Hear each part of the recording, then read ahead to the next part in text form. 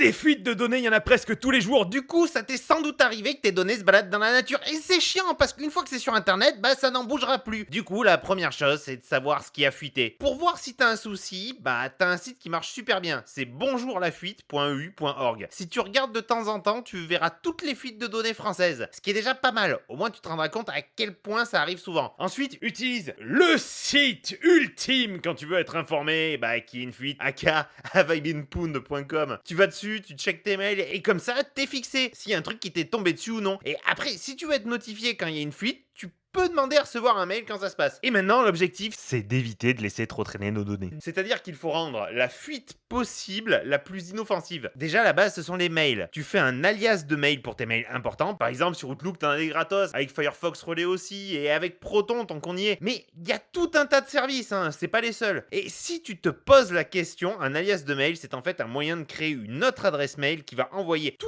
le contenu sur ton adresse à toi. Comme ça, si t'as un souci, tu peux changer sans que ton adresse principale soit impactée. Mais je t'en reparlerai parce que c'est Stick qui a choisi le sujet de la vidéo parce que c'est un vieux de la vieille. Mais il m'a envoyé tellement de ressources que vous allez en entendre parler un petit moment.